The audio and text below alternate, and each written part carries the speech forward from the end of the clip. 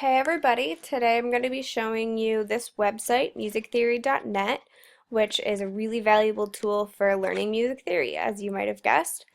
It has a ton of resources on it, but the two that I find are the most important and the most useful are the lessons and the exercises. We're already on the lessons tab, and there are a ton of different options for things that you can look at and for the lessons that you can actually go into and watch and use.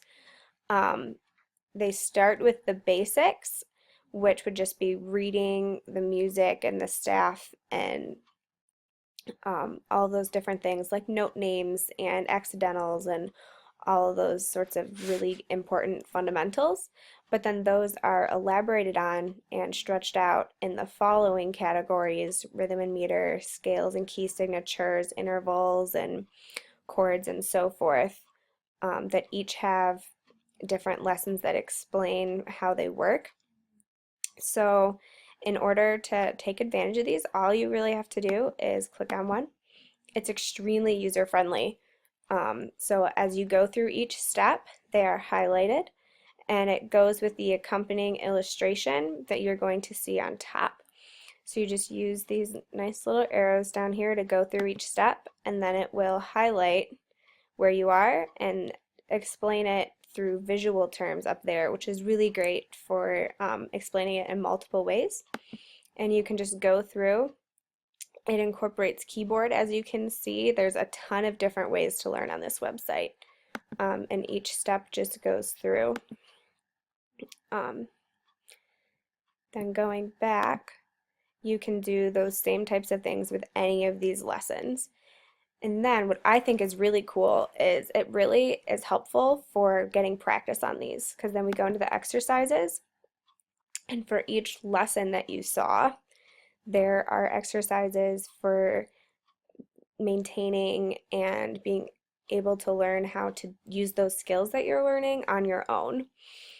So you can go through and do any number. There are things all the way from staff identification, just looking at the written music and having to say note names, or the interval in between two notes, or the chord that multiple pitches make up together, and being able to look at it visually and tell you what it is. So let's check out one of these really quick. We'll do note identification. So it gives you all the options. You're going to get, all you have to do is to click on one, and just based on the answer. So here we have a B sharp. So, but there you go. So you just click B sharp. Sorry about that. I had a moment.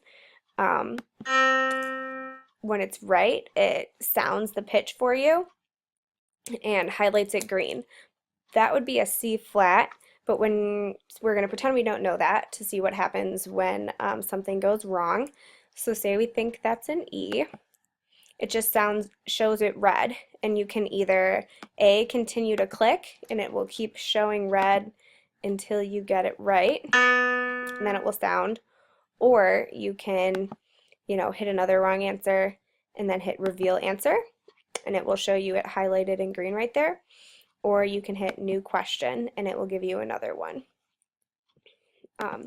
All the rest of them work very similarly, but working with different concepts. Like this is keyboard identification, which is really cool. It's another visual way to do it so that you can actually go in and it'll highlight the keys and you have to say what chord that is. Or in this one specifically, what type of chord. And then again, when you get it right or wrong, it plays it for you. Just really, really cool. Oh, see, it got it wrong. So you kind of have to play around with it and see what it is. And it'll tell you, which is really cool. So then there's keyboard, fretboard with guitar.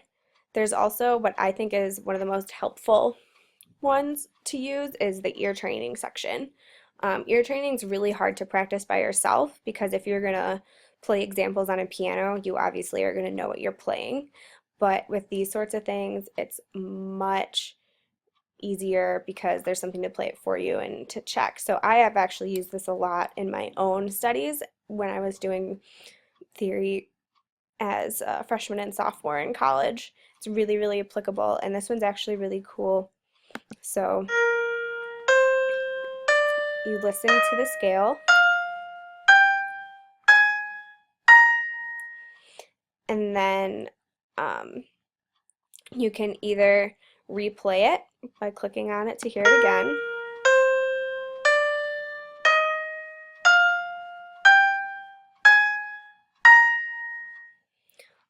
and then you have to, same thing as before, select. If you pick the wrong thing, then you know that it's going to be shown up in red and it'll tell you.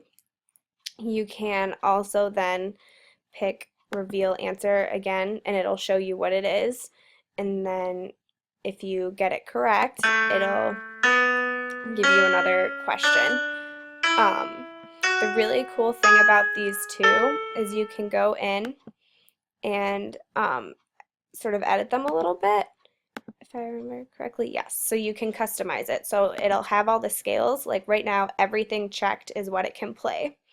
But say you only want to work on major and minor in the major and minor scales, then you can only select those and it'll go back and only play major and minor scales. You can also customize how it plays things, whether it's going to play them up and down or both. And same with the chords, you can adjust that. You can adjust how fast it's going to go.